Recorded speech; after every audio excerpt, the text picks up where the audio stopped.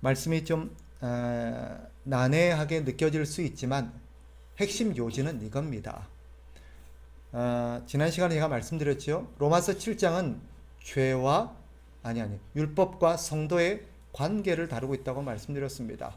과거에는 율법의 어떤 통제 아래, 율법의 어떤 그런 영향 아래 있었으나 이제는 우리가 그리스도와 함께 죽었고 죄에 대해서 우리는 죽은 자가 되었기에 율법에서도 죽은 자가 되었으며 율법의 속박 아래 놓이지 않게 되었다는 것입니다.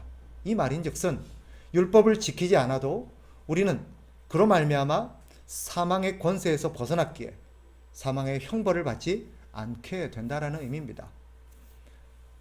이어서 오늘 본문에서는 두 가지의 내용을 다룹니다. 거기에 대한 어떤 반론과 반문을 전제로, 즉 두 가지 어떤 왜곡되고 잘못된 질문에 대한 대답하는 형식으로 이루어지죠. 하나는 그러면 율법이 죄냐? 무슨 말인가 하면 내가 죄를 짓게 된 것이 율법 때문이냐? 라고 하는 허황된 주장에 대한 대답입니다. 어떤 사람들은 그러면 율법이 옴으로써 내가 죄인이 되었고 율법 때문에 내가 죽게 되었으니 율법 때문에 내가 죄를 지은 거네. 말도 안 되는 논리죠. 거기에 대한 답변입니다. 아니라는 거예요. 두 번째 질문은 무엇입니까? 그럼 내가 죽는 것이 율법 때문이냐? 아닙니다. 결과적으로 뭐예요? 죄 때문이라는 것이고 그것을 가르쳐 주는 것이 율법이라는 거예요. 여기서 한 발 더 나아가서 제가 오늘 본문을 통해서 좀 생각해 보고 싶은 게 있습니다. 한번 생각해 보세요. 율법이 하나님이 주신 거죠. 율법은 사람이 만들어낸 게 아닙니다. 하나님이 주신 거예요. 그렇다면 이 율법을 주신 하나님의 의도가 사람을 위해서 율법을 주셨을까요? 하나님을 위해서 율법을 주셨을까요? 우리는 율법을 주신 의도가 분명히 사람을 위해서 준 게 아닐까? 사람에게 지키라고 준 것이 아닐까? 라고 선뜻 생각할 수 있지만 결과적으로는 율법은 사람을 위해서 주어진 것처럼 보이지만 근본적으로 율법의 의도는 하나님을 위해서 주신 것입니다. 그게 무슨 말인고? 즉 이런 것입니다. 율법은 하나님이 어떤 분인가를 우리에게 알려주기 위해서 주신 거예요. 그게 근본적인 목적입니다. 율법은 하나님에 대해서 우리에게 세 가지 사실을 알려줍니다. 첫째, 뭐냐? 하나님이 거룩하신 분이라는 거예요. 율법을 통해서 하나님이 이토록 거룩하신 분이구나 하는 것을 가르쳐 주려는 거예요. 거룩하다는 게 뭐죠? 거룩이라는 것은 죄와 구별되어 있다는 뜻입니다. 하나님이 얼마나 거룩하신 분인지 율법을 통해서 이 많은 율법의 어떤 에서 말하고 있는 어떤 죄 항목들, 이 모든 죄로부터 하나님이 하나도 해당되지 않는다고? 하나님이 이런 모든 죄의 어떤 상황들과 전혀 관계가 없으시다고? 하나님이 그토록 거룩하시단 말인가? 하는 것을 가르쳐 주는 거예요. 하나님은 죄가 전혀 없으시죠. 죄와 함께 할 수도 없습니다. 그럼으로써 죄인인 우리가 하나님과 결코 함께 할 수 없고 하나님께 다가갈 수도 없다는 것을 율법은 가르쳐 줍니다. 두 번째로 같은 맥락에서 율법은 하나님이 죄를 정말 미워하신다는 것을 보여줍니다. 우리에게 가르쳐줘요. 수많은 죄들, 특히 마음의 죄까지도 문제 삼으시는 이 하나님의 의도는 하나님이 죄를 얼마나 미워하시는지를 잘 보여줍니다. 7절 한번 다시 보세요. 7절에 보면 그런즉 우리가 무슨 말을 하리요? 율법이 죄냐? 그럴 수 없느니라. 율법으로 말미암지 않고는 내가 죄를 알지 못하였으리니. 그 다음 곧 율법이 탐내지 말라 하지 아니하였더라면 내가 탐심을 알지 못하였으리라. 이것은 율법이 탐내지 말라 하지 아니하였더라면, 이 탐내지 말라는 계명은 10계명이죠. 10계명 중에서 10번째 계명에 해당되는 것입니다. 생각해 보셨습니까? 10계명에 많은 중요한 항목들이 있음에도 불구하고 왜 성경은 이 10번째 계명을 언급하면서 이런 율법에 대해서 얘기하고 있을까요? 10번째 계명은 다른 계명과 다른 특징 한 가지가 있습니다. 뭘까요? 앞에 9가지 계명은 겉으로 드러난 죄입니다. 그런데 10번째 계명은 뭐예요? 우리의 마음속의 죄를 다루고 있습니다. 즉 성경이 말하려는 의도는 이거예요. 하나님은 우리의 마음속으로 짓는 죄까지도 문제 삼으시고 그것마저도 죄로 간주하신다는 것을 우리에게 보여줌으로써 하나님은 겉으로 드러난 죄는 말할 것도 없고 우리의 생각과 마음으로 짓는 죄까지도 하나님께서는 미워하시는 만큼 죄를 미워하시는구나 하는 것을 보여줍니다. 우리는 어떤 생각에 종종 해요? 겉으로 드러난 것은 물론 말도 안 되죠. 그것은 정말 하면 안 되죠. 그런데 생각으로 짓는 것까지야 생각으로는 좀 그럴 수 있지 않나? 라고 생각합니다. 그것을 허용하고 때로는 그것을 즐길 때도 있습니다. 겉으로는 표현할 수 없고 겉으로는 그것을 행할 수 없지만 마음으로는 괜찮다라는 그런 의식들이 은연중에 있어요. 그래서 그것을 은연중에 즐깁니다. 근데 하나님은 나는 그런 것까지 싫어요. 나는 그런 것도 싫어. 마치 뭐와 같아요? 제가 종종 하나님과의 관계를 부부관계로 많이 비유를 하곤 합니다. 남편이 다른 여자를 만나고 다른 여자와 교제한다는 말도 안 되는 거죠. 그러나 근본적으로 더 아내는 무엇까지 싫어하냐면 그 머릿속에 당신의 머릿속에 당신의 마음속에 다른 여자가 있다는 것 자체가 나는 싫어. 그죠? 행동으로 옮기지 않았다고 해서 내 머릿속으로는 온갖 다른 여자들을 추구하고 상상하면서 다른 여자와 즐기는 것들을 생각하는 그런 남편이 용납이 될까요? 우리가 모르니까 문제 삼지 못할 뿐이에요. 안다면 용납이 안 되죠. 그런 거예요. 하나님은 우리의 마음속까지 꿰뚫어 보시기 때문에 하나님은 우리가 겉으로 표현한 것과 마음속으로 짓는 죄가 하나님한테는 똑같아요. 마지막 한 가지.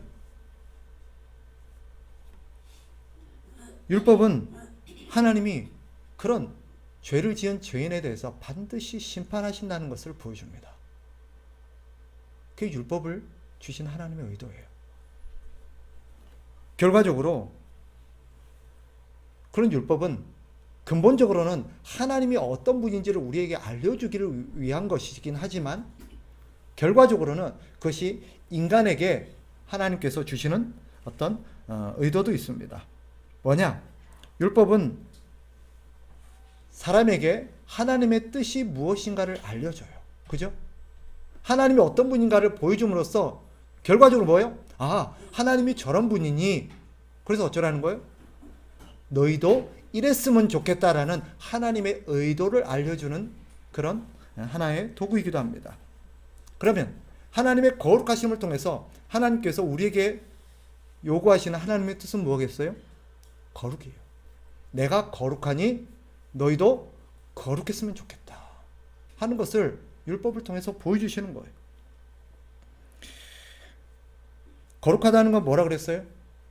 죄와 구별되는 거라고 말씀드렸죠. 쉽게 말하면 이거예요. 나는 죄를 짓지 않아. 나는 죄를 너무너무 미워해. 나는 죄와 절대 가까이 있고 싶지 않아. 그러니 어쩌라는 거예요? 너희도 거룩했으면 좋겠고 죄를 미워했으면 좋겠고 죄와 가까이 하지 않았으면 좋겠어. 그게 나와 함께 살아가야 될 너희를 향한 나의 뜻이야. 이게 율법에 담긴 하나님의 의도예요. 내가 거룩하니 너희도 거룩할지어다. 여러분, 성경에 하나님께서 이 거룩이라는 단어를 몇 번이나 언급하셨을 것 같아요? 또 이것을 관심을 가지고 찾아보는 이들이 있습니다. 그들에 의하면 성경에 하나님께서 이 거룩이라는 단어를 몇 번이나 언급하셨냐면 460번 이상을 언급하셨대요. 굉장히 많이 언급하시죠? 무슨 뜻일까요? 하나님이 얼마나 우리에게 거룩을 사무치도록 원하시는지를 잘 보여줘요. 그런데 이거는 역설적으로 하나님께서 이런 거룩에 대해서 하게 강조하신 것은 하나님이 얼마나 거룩을 원하시는지를 잘 우리에게 보여줍니다. 그리고 우리에게 거룩하기를 바라시는 하나님의 뜻이 잘 묻어나요. 누군가가 이렇게 하나님 앞에 질문한다고 가정합시다. 하나님, 제가 어떻게 살기를 바라세요? 제가 하나님을 위해서 뭘 해드리면 좋을까요? 라고 물으신다면 저는 주저없이 단언할 수 있습니다. 하나님은 당신이 거룩하기를 원하십니다. 우리는 거룩히 뭐 하세요? 어떤 게 거룩한 거예요? 어렵게 생각하지 마세요. 죄 짓지 않는 거예요. 죄 짓지 않는 거. 이 정도면 될까요? 하나님은 아까 어디까지 원하신다고요? 너 생각조차도 그런 거 안 했으면 좋겠어. 마음속으로라도 딴 여자 니는 생각 안 했으면 좋겠어. 똑같아요. 마음속으로라도 죄 짓는 생각 안 했으면 좋겠어. 이게 율법을 통해서 하나님께서 우리에게 구구절절 말씀하시려는 의도예요. 그러나 우리 인간은 어떻습니까? 하나님의 그런 의도대로 삽니까? 물어봅시다. 여러분, 하나님의 이런 간절하고도 하나님의 이런 확고한 의지가 여러분들의 삶 속에서 얼마나 나타나고 있습니까? 그 의지를 여러분들이 아신다면 그 하나님의 의지에 따라서 얼마만큼 그렇게 거룩하게 사십니까? 오히려 우리는 하나님이 미워하시는 죄를 적극적으로 지으며 삽니다. 마지못해 짓는 게 아니라 적극적으로 죄를 지어요. 따라서 율법은 의도치 않다는 표현은 적절하지 않겠죠. 결과적으로 율법은 우리가 죄인이라는 것을 보여주는 역할을 하기도 합니다. 또한 그 죄가 얼마나 심각한 것인지도 잘 보여줍니다. 어떤 사람이 죄를 지었어요. 그러나 그 사람의 죄의 극치가 뭔지 아세요? 가장 그 사람이 악하고 악랄하고 참 저 사람 구제불능이다 하는 걸 보여주는 가장 결정적인 증거가 뭔 것 같으세요? 얼마나 나쁜 죄를 지었느냐. 물론 그것도 아주 보기에 심각하고 문제가 되죠. 그러나 우리가 그걸 보면서 정말 쟤는 안 되겠네. 정말 쟤는 구제불능이다. 아, 쟤는 안 돼. 라고 단정하는 결정적인 어떤 요소가 뭘 것 같으세요? 죄를 부정하는 거예요. 즉 쉽게 말하면 시치미를 떼는 거예요.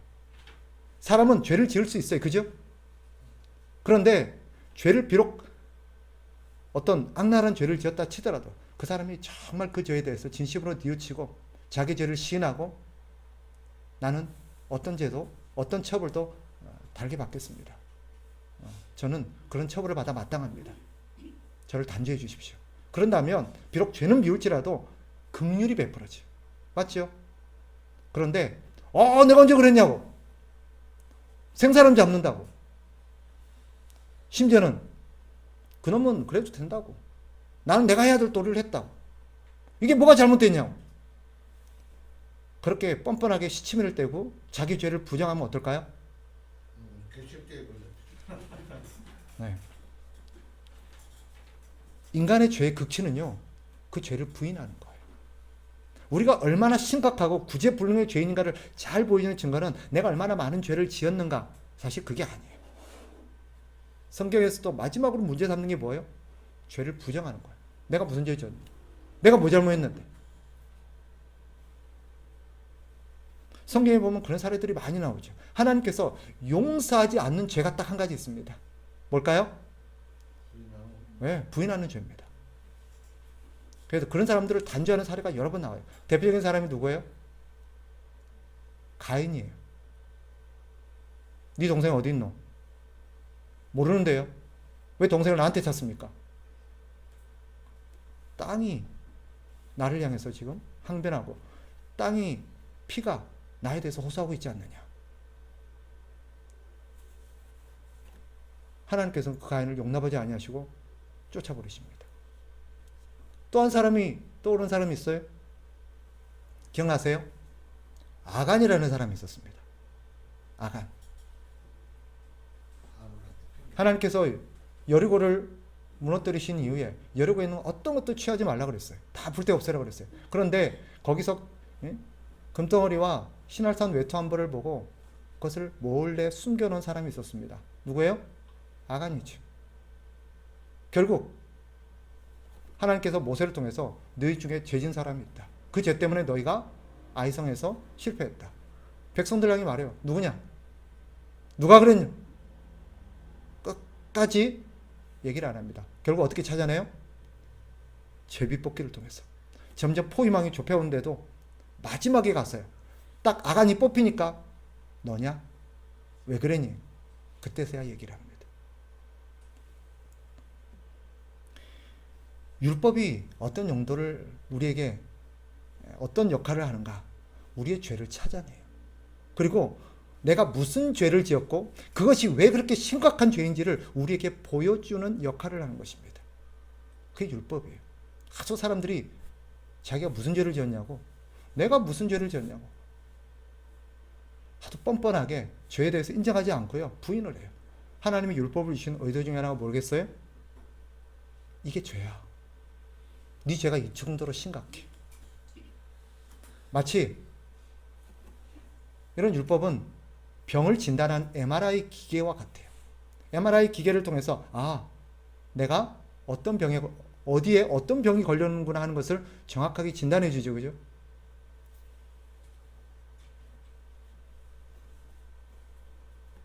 율법이 그래요. 내가 이 부분에서 이런 죄를 지었고 이 죄가 이 정도로 중차대한 거구나 하는 것을 깨닫게 해주는 MRI 장치와 같은 것이 율법입니다. 그리고 결과적으로 인간의 죄가 결국은 죽음이라는 형벌을 당할 수밖에 없다는 사실을 율법이 잘 보여줍니다. 그래서 우리는 어떻게 되느냐? 그래서 네가 죽음이라는 형벌을 받을 수밖에 없어 라고 율법이 우리에게 다 가르쳐줘요. 그전까지는 몰라요. 내가 죽을 만한 죄인이고 내가 죽을 죄인이구나. 이래서 내가 형벌을 받는구나.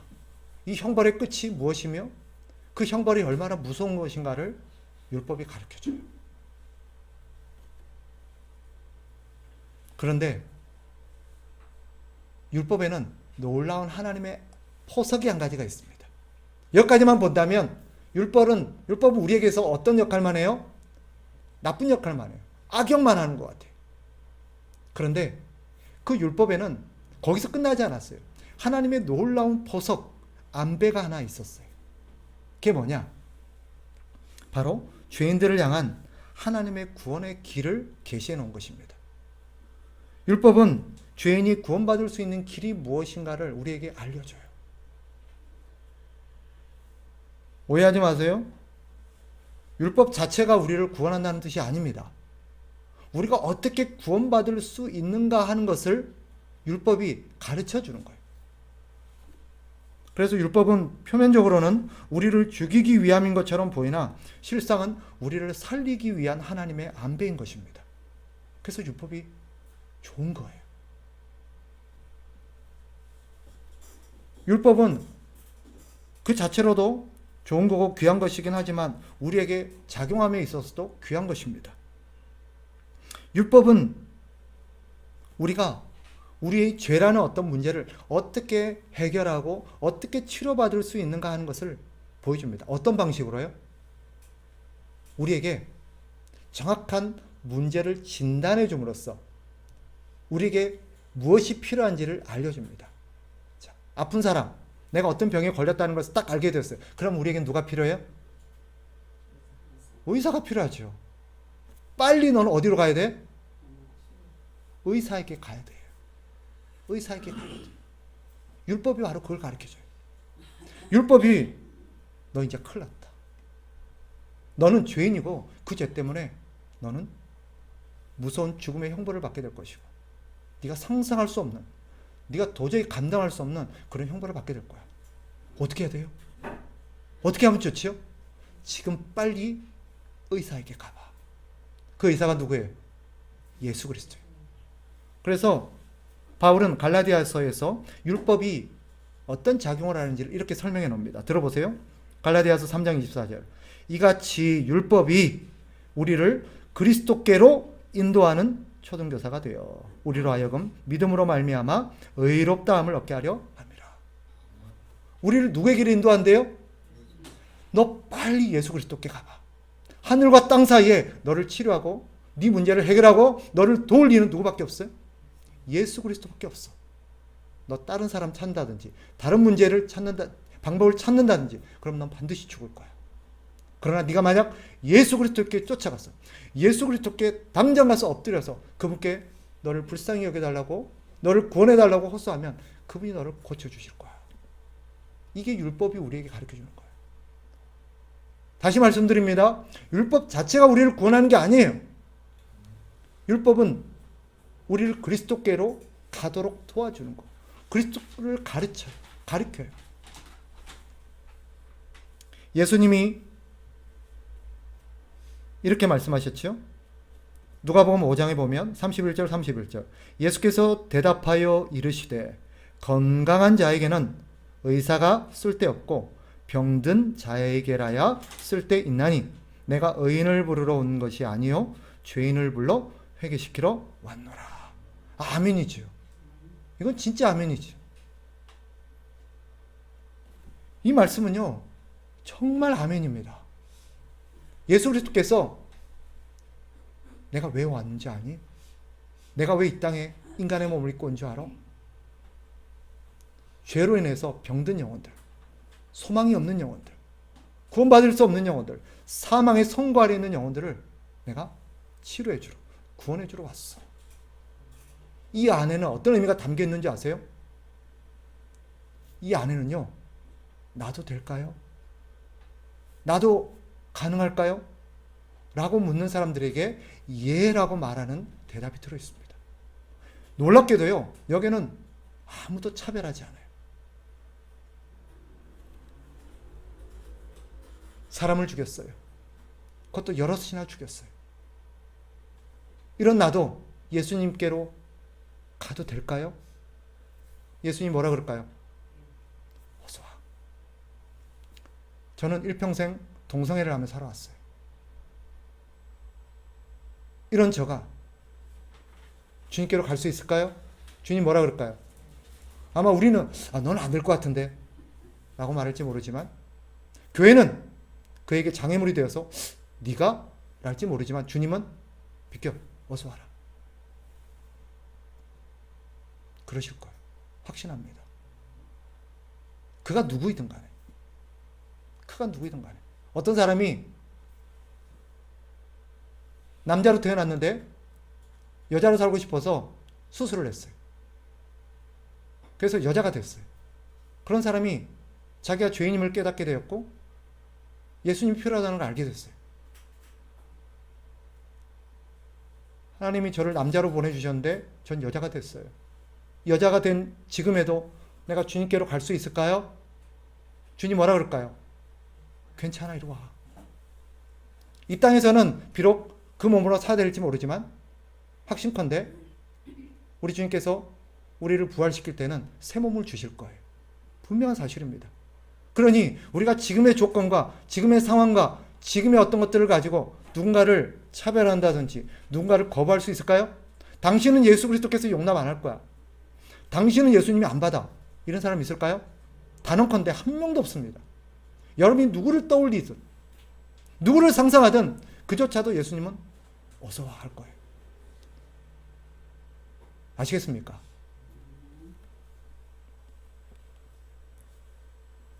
이게 율법이에요. 이게 율법이에요.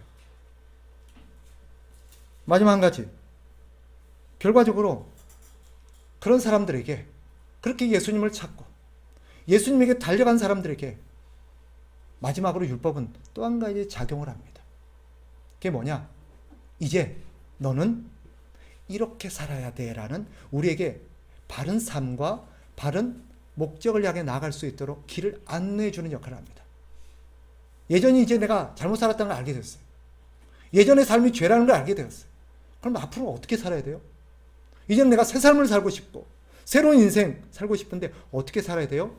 율법은 하나님은 율법을 통해서 그것까지 안배해 놓으셨어요. 이제는 이렇게 살아. 이렇게 살아.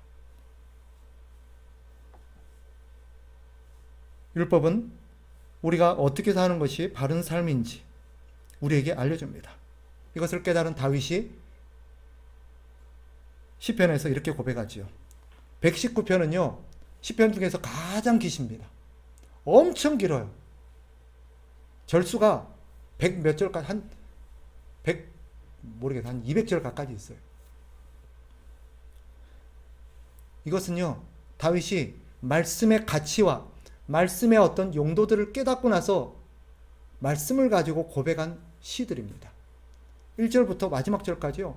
구구절절 단 한 절도 말씀과 관련 없는 절은 없어요. 말씀의 작용들을 쭉 나열하는 것입니다. 꼭 읽어보세요. 그 중에서 우리가 잘 아는 말씀이 있죠. 주의 말씀은 내 발의 등이요 내 길의 빛이니이다. 시편 119편 105절 말씀이에요. 다윗은 그 모든 율법의 작용들 가운데 아주 귀한 고백 하나를 했어요. 율법이 내 삶을 인도하는구나. 주의 말씀은 내 발의 등이요. 내 발의 등이라는 게 무슨 말이에요?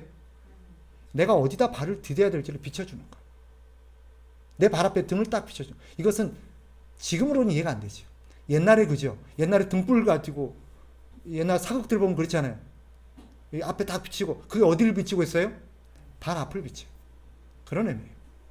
내 앞에 뭐가 있을지, 어디를 디뎌야 되고 어디를 딛지 말아야 될지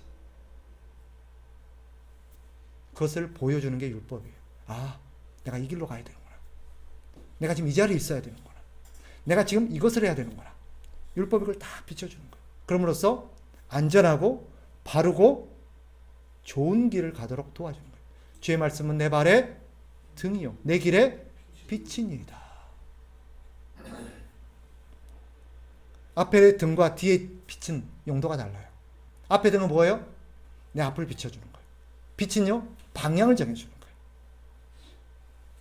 그러니까 이 빛은 뭐가 해당되냐면 북극성에 해당되는 거예요. 저기서 빛이 하나 비쳐. 무슨 말이에요? 글로 오라는 거예요. 글로. 또 이런 고백도 하죠. 고난당하기 전에는 내가 그릇 행하였더니 이제는 주의 말씀을 지키나이다. 주의 말씀 안 지키다가 아주 혼쭐이 났어요. 아주 고생을 많이 했어요. 시간을 많이 낭비하고 인생을 많이 허비했어요. 비로소 깨달았어요. 말씀대로 살았어야 되는데. 비로소 내가 말씀대로 살아야 된다는 것을 깨닫습니다. 하는 고백이에요. 역시 시편 119편 67절 말씀입니다. 말씀을 정리할게요. 여러분, 율법은 하나님이 주신 것입니다. 많은 사람들이 율법하면 안 좋은 이미지예요. 고리타분하고 우리에게 있어서 참 힘들게 하고 불편하고 우리를 괴롭게 하는 것. 아니에요. 물론 그런 것이 있습니다. 그러나 율법은 궁극적으로 우리를 죽이기 위함이 아니라 살리기 위함이고 율법은 우리를 돕기 위함입니다. 그리고 율법은 하나님을 우리에게 설명해 주는 가장 좋은 하나님의 도구입니다. 여러분이 죄인인지 또 내가 얼만큼의 죄를 짓고 사는지 궁금하지 않으십니까? 성경을 진지하게 묵상하십시오. 성경은 지금 우리가 어떤 상태인지 얼마만큼 내가 하나님께서 벗어나고 하나님의 뜻을 거스리고 살고 있는지를 정확하게 보여줍니다. 여러분들이 이 죄에서 깨끗해지고 싶고 죄를 해결하고 싶다면 말씀을 묵상하십시오. 성경은 우리가 어떻게 용서받게 될 수 있는지 어떻게 거룩해질 수 있는지를 가르쳐 줍니다. 우리를 예수 그리스도께로 달려가게 만들어요. 그리고 마지막으로 율법은 우리를 이제는 과거의 삶을 청산하고 바르게 살아갈 수 있도록 우리를 돕습니다. 그러니 다시 한번 힘주어 강조하는데 율법을 묵상하십시오. 성경을 묵상하십시오. 여러분이 성경을 진지하게 묵상하면 그 성경이 여러분들이 있어야 될 자리와 해야 될 일로 데려갈 것입니다. 그리고 내가 지금 얼마만큼 어떤 상태에 있으며 얼마만큼 더 나아가야 될 것인지를 율법이 가르쳐줘요. 율법은 하나님이 주신 우리의 동반자요, 우리의 반려자입니다. 율법을 사랑하고 가까이 하면서 율법의 안내를 받아서 거룩하신 우리 주님을 닮아가는 저와 여러분 되시기를 주의 이름으로 축복합니다. 기도하겠습니다.